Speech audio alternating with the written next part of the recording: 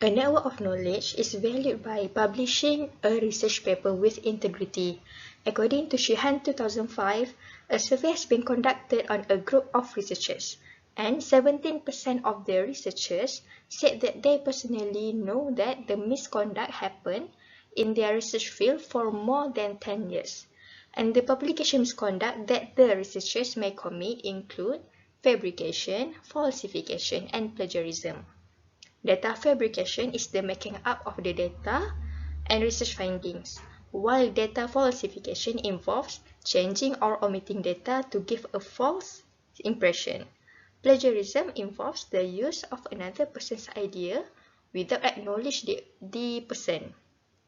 Hence, in this presentation, we will present to you a real issue about a researcher that has committed several misconduct in his research. So our group will be focusing on Vishwajit Gupta. Gupta was a fraud Indian geologist from Punjab University specializing in fossils of Himalayan region. Surprisingly, his fraud researches managed to be published by Nature between 1964 and 1967. Nature is one of the top journals in the world known for its strict regulation, but Gupta fraud managed to pass this somehow. There are few crooked things that were did by Gupta. First, he faked his findings.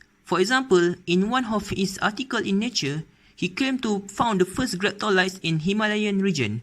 However, this fraud began to expose itself when another researcher, Professor John Talon, made a visit there. He searched Gupta's claimed area and found nothing or anything similar to graptolites. Only rocks with different age were found there. Professor John also said that with the extreme condition of Himalayan region, it is impossible for the graptolites to survive there. Then, Gupta also claimed to discover conodon and ammonite at Himalayan region. Further inspection from others found out that the claimed conodon has too much similarity and look alike with the conodon found from quarry deposit in Amsdale Creek, New York. Meanwhile, the ammonite looks similar to the one in Morocco, having shiny reddish-black appearance. However, the Himalayan ammonite were not supposed to have that characteristics because of the extreme cold temperature. The appearance happened because of weathering effects in tropical region. Next, Gupta also tricked other researchers to join or help him in his fraud. The other researchers sadly never knew it was a fraud when being asked by him. For an instance, in the case of Gupta fossil's fish skull, Gupta gave this fossil to a researcher and tricked him that it could be a new species. The researcher agreed to join due to being excited. In reality, the fossil was actually a fish commonly found in China. Gupta bought it when he visited China prior to this. There are various factors which contribute to the arising of this issue. Firstly, absence of statutory body to monitor and deal with matters related to scientific misconduct in India. This allowed those researchers, including Gupta, to plagiarize their works without being realized by other people.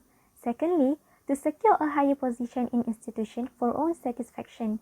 As a proof, he managed to become the youngest professor at Punjab University at the age of 36 years old after having written 450 scientific papers for the past 25 years. Next, enjoying fame acquired at a very young age. At the age of 22 years old, Gupta was given a chance to collaborate with other researchers in writing a paper for the well-known science journal entitled Nature. He also had been appointed as a delegate for international scientific conferences after the Punjab University had awarded him with a doctoral degree in 1966. Besides, availability of software which aided to conceal and fabricate findings, Gupta was able to convince other researchers about his false fossils until he managed to publish a lot of papers related to the Himalayas fossils which actually belong to other regions. Lastly, unaware of possible penalties of involving in research misconduct. Thus, he might think that all of his actions were just minor mistakes, but actually it was really bad and embarrassing, since he was an intellectual individual which should be a good example to the others. The implications of the issue include the researchers who have worked with Gupta on the false studies were investigated, even though they claim that they are also deceived by Gupta lies. It is responsible for a researcher to confirm the details and information of their studies. Then, numerous scientific reports written by Gupta on the finding of fossils in the Himalayan region caused high damage on the geology studies of Himalayan.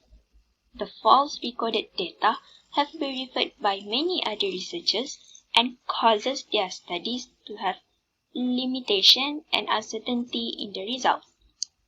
And all Gupta works on fossil studies have become waste and were ignored as it gives no benefit toward readers and researchers. What can we learn from this incident as a future scientist? First, honesty and integrity are the two elements that need to be instilled in our soul. We have to be honest when conducting a research and always think the impact of our act to everyone if we are committing fraud. From the incident, Gupta's dishonesty about his so-called findings has spread false information to many people. Second, do not practice plagiarism by admitting others' work as ours or stealing their works without giving credits to them. From the incident, Gupta admits that the fossil he took from the museum or other teaching resources as his own discoveries made from Himalayas. Next, learning and gaining new knowledge during research is more profitable instead of relying on something that we never did or find out. If we choose to commit fraud just for money and fame, then it will not last longer. From the incident, Gupta is no longer able to involve in the research field due to trust issues after his fraud has been exposed. Finally, based on Gupta's incident, it is important for us to choose the right partner in writing papers so that we will not get involved in spreading false information without we notice it. To conclude, research misconduct can be resolved by educating authors who are less familiar with ethical aspects in publication. In this case, Gupta may not know the impact that he might face. And as mentioned in the introduction, there are some researchers that know the misconduct happens surrounding them, but they do not know how to react to that, or they do not know what action should be taken. On top of that, the importance of preventing research misconduct is to keep a high standard of research publication in order to sustain the author's credibility so their hard work will be paid off. Lastly, the integrity value of a researcher is what keeps the dissemination or the continuation or the spreading of a true knowledge. And as a Muslim, integrity value is important and should be presented in our way of life. That's all from us. Thank you.